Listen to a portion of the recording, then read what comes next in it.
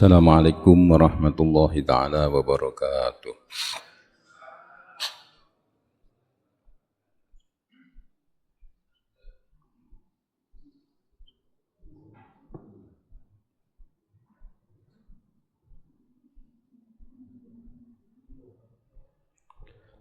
Al-Fatihah.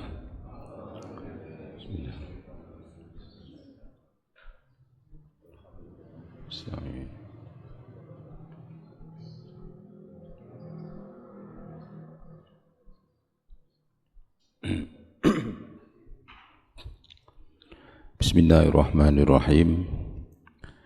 Alhamdulillahi rabbil alamin wa bihi nasta'in ala umurid dunya waddin. Tsummas salatu wassalamu ala imamil anbiya'i wal mursalin sayyidina wa habibina wa syafi'ina wa qurrati a'yunina wa maulana Muhammadin sallallahu alaihi wasallam wa ala alihi wa ashabihi ajma'in. Amma ba'd. Bapak dan Ibu hadirin hadirat rahimakumullah, puji dan syukur mari kita panjatkan kehadirat Allah Subhanahu wa taala atas segala nikmat yang diberikan kepada kita. Terutama pada pagi hari ini, alhamdulillah kita kembali dipertemukan di Masjid Nurul Hidayah 2 ini dalam keadaan sehat walafiat. Semoga apa yang nanti saya sampaikan bisa bermanfaat untuk kita semuanya dalam rangka untuk meningkatkan kualitas keimanan dan ketakwaan kita kepada Allah Subhanahu wa taala. Mari kita simak hadis yang ke-6, ke-8. Hadis yang ke-8 pada bab yakin dan tawakal. Saya bacakan bismillahirrahmanirrahim. An Abi Bakrin As-Siddiq Abdullah ibn Utsman ibn Amir ibn Amr ibn Ka'ab ibni Sa'id ibni Tamim Murrah ibni Ka'bin ibni Lu'ay ibni Ghalib al-Qurasi as-Saymi radhiyallahu an wa huwa wa abuhu wa ummuhu sahabatun radhiyallahu anhum qala nazartu ila aqdamil musyrikin wa nahnu fil ghar wa hum ala ru'usina faqultu ya Rasulullah law anna ahadahum nadhara tahta qadamayhi la absarana faqala ma dhannuka ya Aba Bakrin bisnaini Allahu salisuhuma muttafaqun alaih. Dari sahabat Sayyidina Abu Bakar As-Siddiq yaitu Abdullah bin Utsman bin Amr bin Amir bin Amr bin Ka'ab bin Sa'ad bin Taim bin Murrah bin Ka'ab bin Lu'ay bin Ghalib al-Qurashi At-Taimi radhiyallahu an. Ia beserta ayah dan ibunya adalah sahabat Nabi. Ia berkata, ketika kami berada dalam gua Sur, saya melihat kaki-kaki orang musyrik berada di atas kepala kami. Kemudian saya berkata, wahai Rasulullah, seandainya salah seorang di antara mereka melihat ke bawah, ke bawah telapak kakinya, niscaya ia akan melihat kami. Lalu Rasulullah menjawab, wahai Abu Bakar, apakah yang kamu cemaskan terhadap dua orang yang mana Allah sebagai yang ketiga?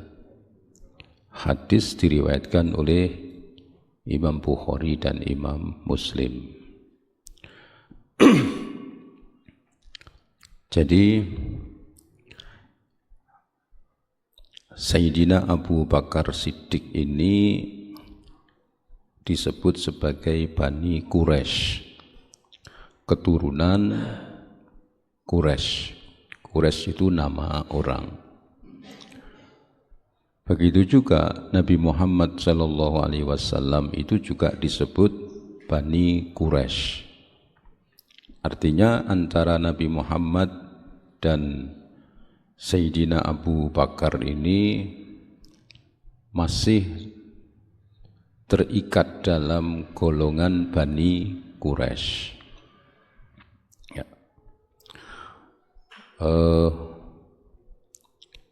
Memang orang-orang Arab ini suka mengurutkan keturunan-keturunannya. Jadi artinya mereka mengurut-urutkan keturunannya itu ada yang memang untuk dibanggakan, ada yang memang untuk supaya menjaga diri. Jadi misalnya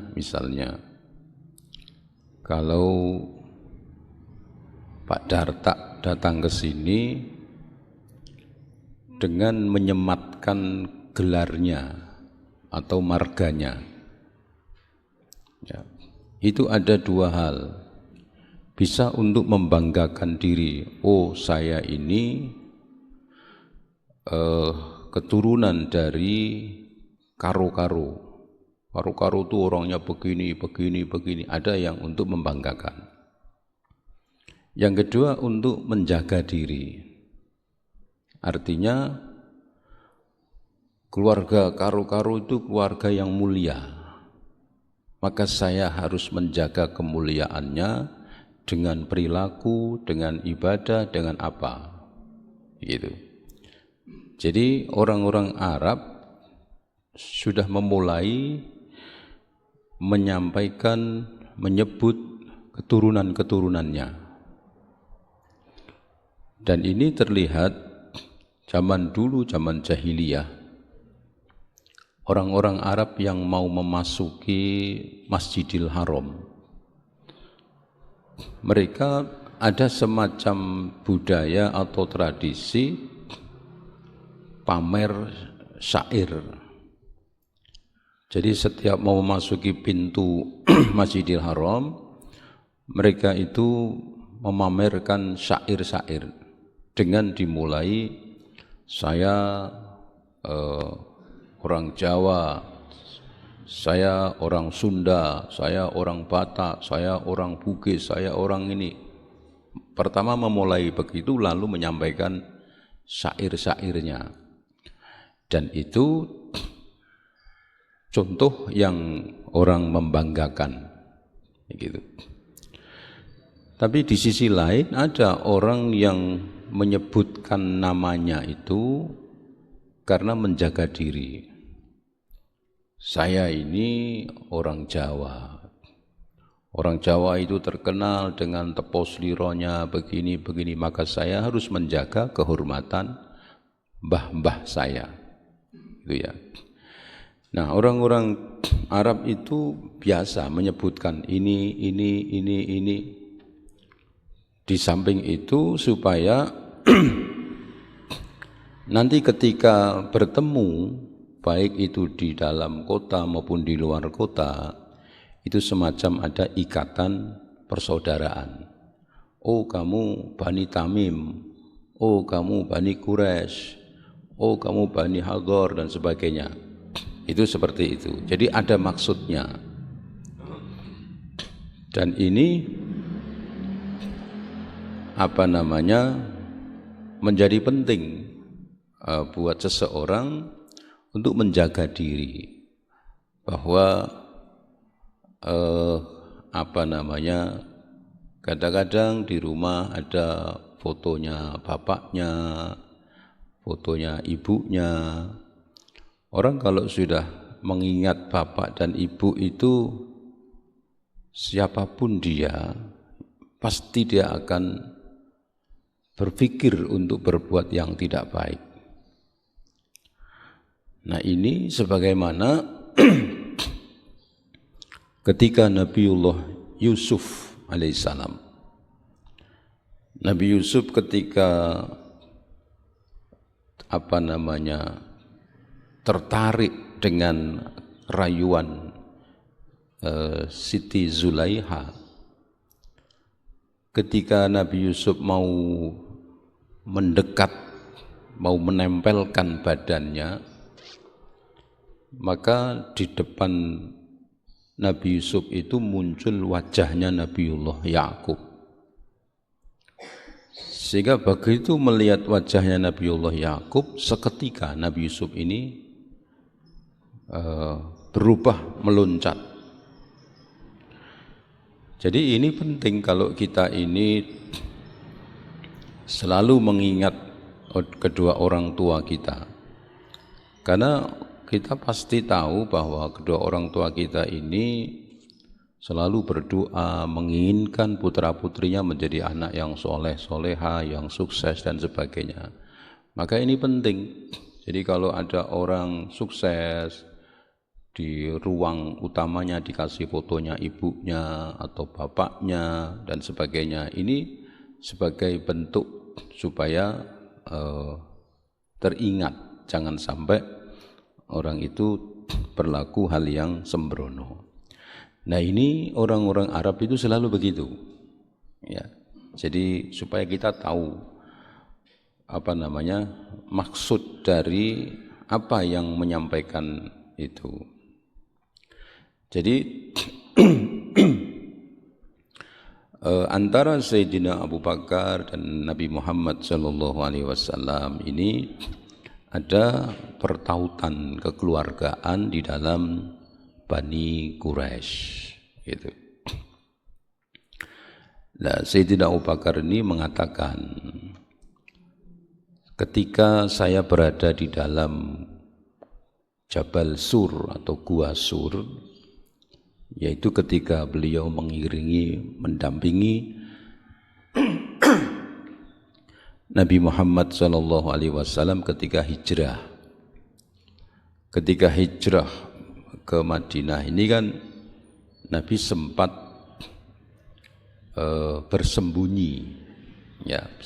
bersembunyi di dalam gua, di mana di dalam gua itu ukurannya sangat pendek sekali, artinya dalamnya itu sangat pendek. Nah, ketika Nabi dan Sayyidina Abu Bakar itu di dalam, orang-orang musyrik itu berada di atas. Ada yang mengatakan orang musyrik itu sedang buang air kecil. Nah, biasanya yang namanya orang membuang air kecil itu pasti melihat ke arah bawah. Ya.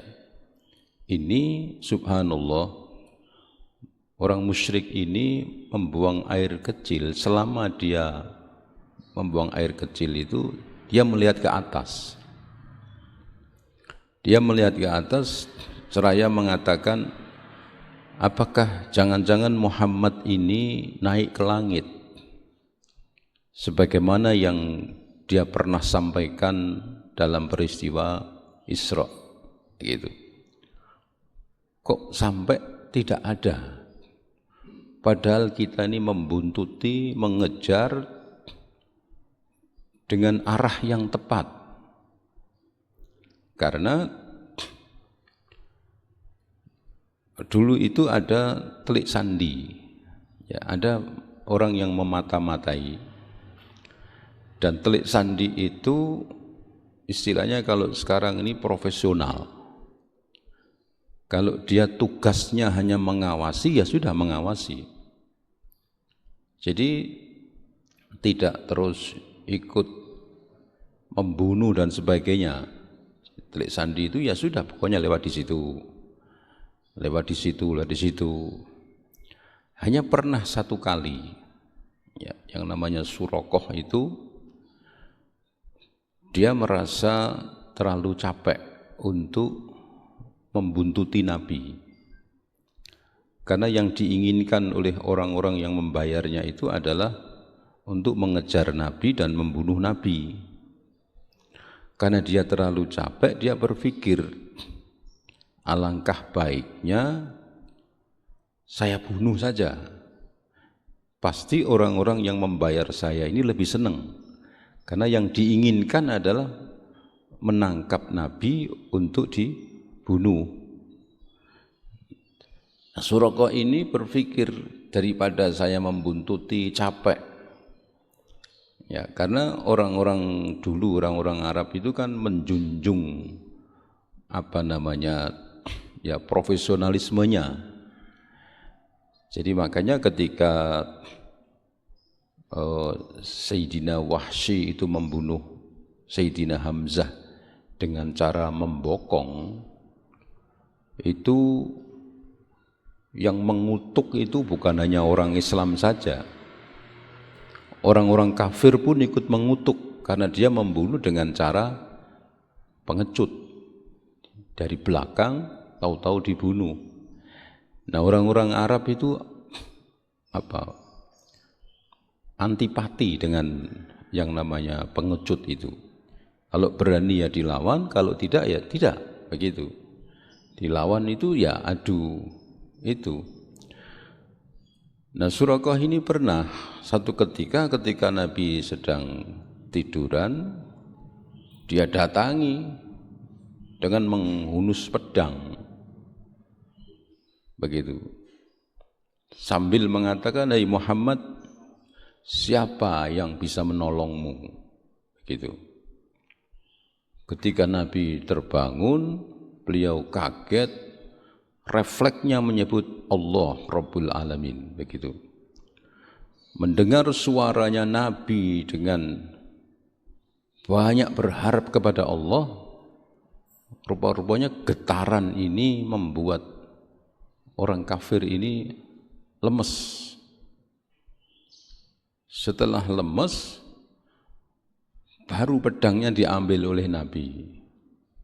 Siapa yang bisa menolongmu sekarang ini? Tapi subhanallah, pedang itu dikembalikan, Nabi pergi. Ya. Dan itu terjadi beberapa kali. Ya, terjadi sampai akhirnya ada yang mengatakan orang ini masuk Islam karena melihat terkesan dengan akhlaknya Rasulullah Sallallahu Alaihi Wasallam, begitu. Nah, ini kita babnya ini kan yakin dan tawakal, ya. Sayyidina Abu Bakar mengatakan, ketika itu saya melihat kedua kaki orang musyrik itu di atas kepala. Seandainya orang ini melihat ke bawah, dia katakan kepada Nabi, "Ya Rasulullah, ini bagaimana kalau orang ini melihat ke bawah? Pasti lihat kita. Karena gua itu terlalu pendek." Tapi ternyata orang musyrik ini dalam membuang air kecil itu selalu melihat ke atas dengan mengatakan, apakah atau jangan-jangan Muhammad ini naik ke langit, begitu. Nah, kemudian Rasulullah Shallallahu Alaihi Wasallam mengatakan kepada Sayyidina Abu Bakar, "Ma dhannuka ya Aba Bakrin?" Mengapa engkau gelisah, hai Abu Bakar? Ya. Apa kamu tidak tahu bahwa Allah itu beserta kita berdua. Ya, Allah itu beserta kita berdua. Jadi kita berdua, yang ketiga itu adalah Allah. Dimanapun semua orang ya itu akan disertai oleh Allah. Wa huwa ma'akum ainama kuntum, di dalam firman Allah. Allah itu beserta kamu semua dimanapun kamu berada. Jadi artinya semua orang itu dilihat dan dekat dengan Allah. Ada kalanya dikutuk oleh Allah, ada kalanya ditolong oleh Allah, diridhoi oleh Allah. Bahkan dalam satu riwayat yang lain, Sayyidina Abu Bakar itu ketika mendengar ucapan Rasulullah seperti itu, kemudian Nabi menambahkan, coba kamu lihat ke belakang, ke dalam. Seandainya mereka melihat kita, maka kita ke sana. Nah, waktu itu Sayyidina Abu Bakar ini melihat di dalam ini ada semacam danau. Ada danau, ada perahu kecil dengan dua sampannya. Jadi artinya seandainya orang-orang itu melihat Nabi, maka Nabi akan lari lewat danau yang memang sengaja dikehendaki, diciptakan oleh Allah Subhanahu wa ta'ala. Nah, dengan demikian maka bertambahlah keyakinan dari Sayyidina Abu Bakar Siddiq radhiyallahu an dan juga tawakalnya kepada Allah Subhanahu wa ta'ala. Nah, saya ingin sampaikan bahwa kemarin itu di dalam hadis yang keberapa itu, 6 apa 7 itu ya, Rasulullah sallallahu alaihi wasallam bersabda, seandainya lau annakum, jika engkau itu yakin dan tawakal sebagaimana yakin dan tawakalnya burung ketika dia keluar di pagi hari dalam perut yang kosong, kemudian pulang dengan perut yang kenyang. Seandainya kamu yakin dan tawakalnya seperti burung, niscaya kamu akan dilimpahi rezeki oleh Allah Subhanahu wa ta'ala. Begitu. Jadi ada dua hal. Yang pertama yakin dan tawakal, yang kedua usaha. Jadi burung itu tidak hanya yakin dan tawakal, hanya berdiam diri, tapi burung keluar di arah mana yang dia mau, tapi ada tawakal dan yakin dengan usaha. Gak ada ceritanya burung pulang tidak membawa makanan. Nah, seandainya kata Nabi, kalau kalian itu yakin dan tawakalnya seperti burung, maka pasti kalian akan diberkahi, akan dilimpahi rezeki oleh Allah Subhanahu wa ta'ala. Ini sabda Nabi. Ya. Nabi bukan sedang PHP kita. Ya. Nabi tidak sedang PHP kita. Nabi itu wa ma yantiqu anil hawa in huwa illa wahyun yuha. Jadi kalau orang mengatakan, oh Nabi itu tidak terbukti ucapannya, berarti sama halnya kita mengucapkan Allah tidak terbukti. Ya. Lalu bagaimana? Berarti bagaimana? Ya berarti kita yang salah, kita yang belum benar. Begitu.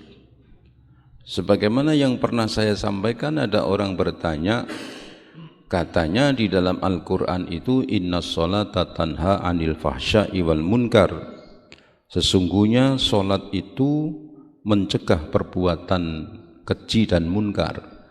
Tapi mengapa banyak orang-orang yang sholat itu mereka juga melakukan perbuatan keji dan munkar? Siapa yang salah? Apakah firman Allah itu salah? Atau bagaimana? Ya orangnya yang salah. Pasti orangnya yang salah. Salahnya bagaimana? Salahnya pasti dia belum menjalankan kaidah-kaidah sholat dengan baik dan benar. Gitu. Kalau Allah tidak mungkin salah. Kalau orang itu menjalankan sholat dengan baik dan benar, insya Allah yakin pasti orang itu baik. Jadi kalau ada orang belum baik berarti sholatnya belum baik. Begitu. Nah ini yang perlu kita pahami bersama, bahwa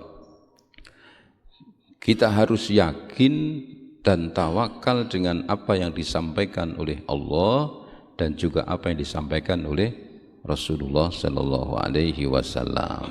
Ya. Kembali di dalam tema atau bab yakin dan tawakal. Ya. Bahwa mungkin kita ini perlu melatih diri kita, melatih hati kita, bagaimana yang namanya yakin dan tawakal yang benar, supaya hidup kita ini penuh dengan keberkahan. Ya. Tentunya yang paling penting adalah jangan kita menuntut, ya, jangan kita menuntut sesuatu yang bukan ukuran kita. Ya. Jangan kita menuntut sesuatu yang bukan ukuran kita. Karena apa? Yang sering saya sampaikan, cukup itu tidak harus banyak, dan banyak itu belum tentu cukup. Itu yang selalu saya garis bawahi dalam kehidupan saya. Jadi cukup itu tidak harus banyak, dan banyak itu belum tentu cukup. Kalau kita menuntut sesuatu kecukupan itu harus banyak, maka sampai mati pun kita tidak pernah merasa cukup. Ya.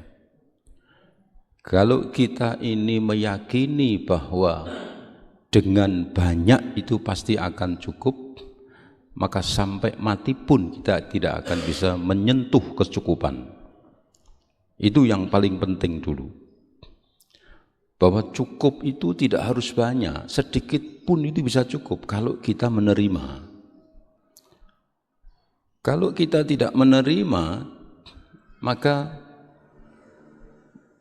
nggak ada rasa kecukupan. Sudah punya ini, oh masih kurang ini. Sudah dituruti, masih belum itu. Terus itu muter. Keinginan manusia itu seperti itu.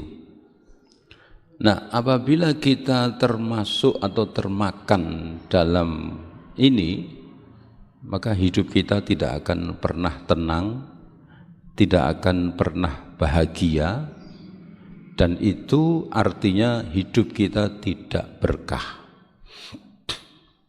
Berkah itu artinya orang merasa cukup.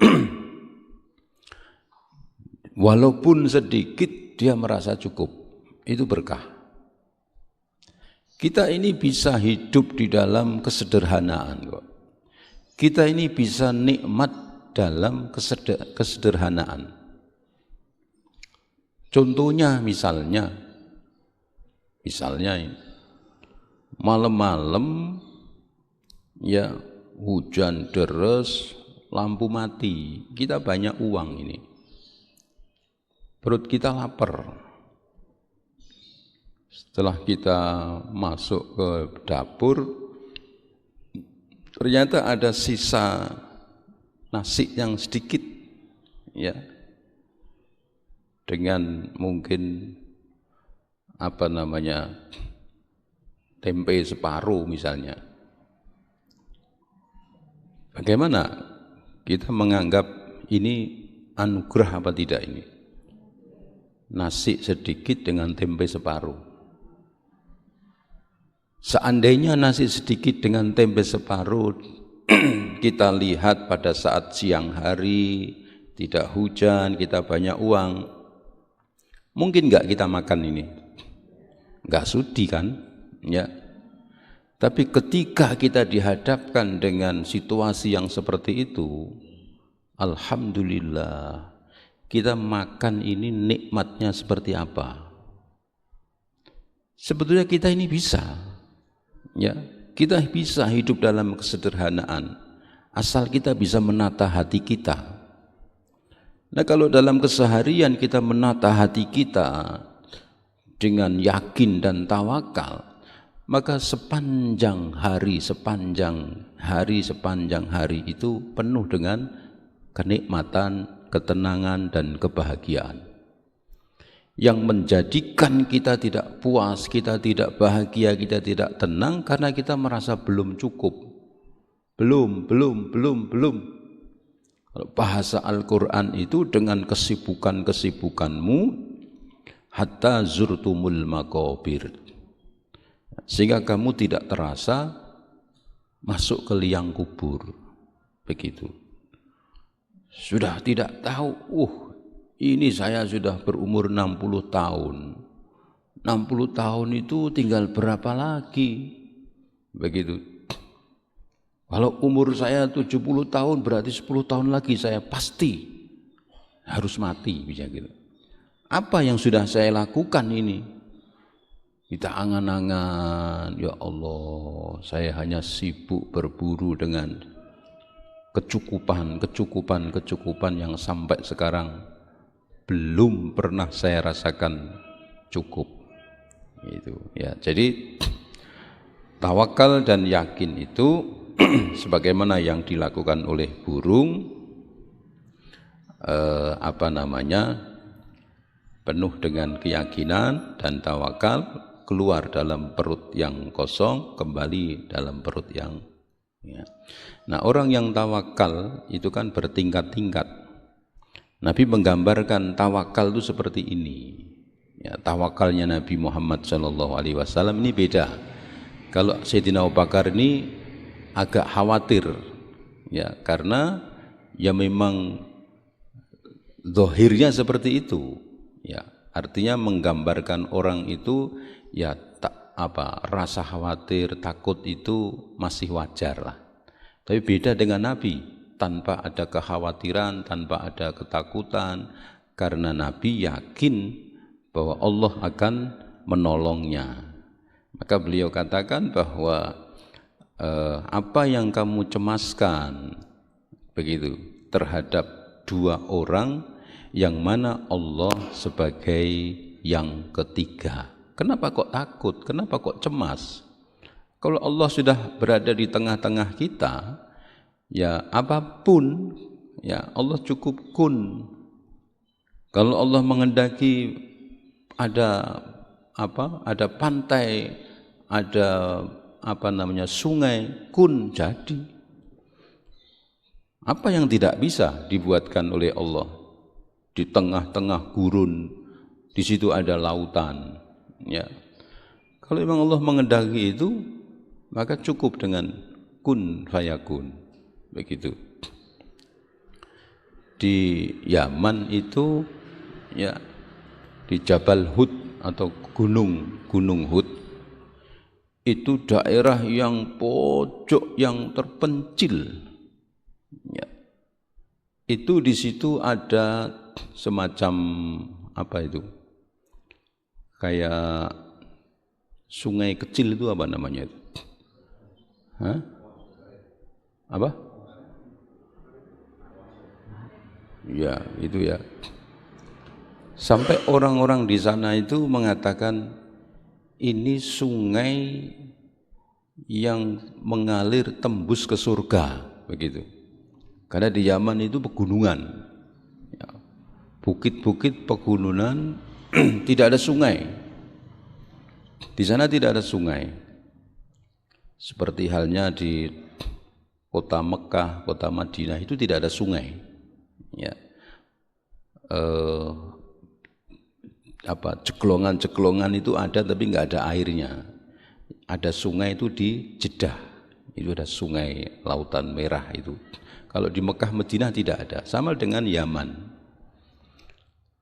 Ini di pojok di Jabal Hud itu tidak ada sinyal. Jadi orang kalau bawa HP di sana sudah percuma.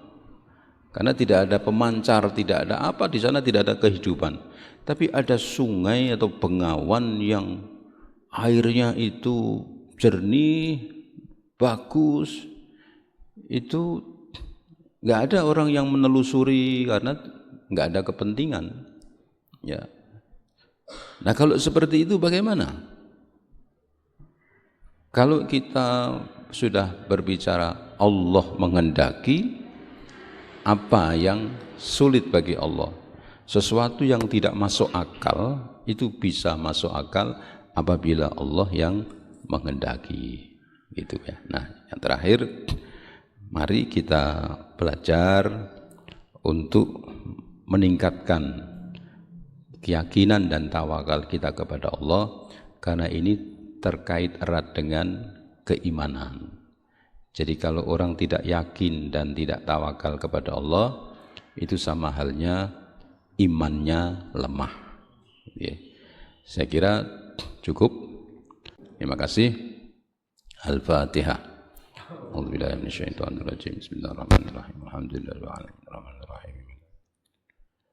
Shiratal mustaqim. Shiratal ladzina an'amta 'alaihim ghairil maghdubi 'alaihim.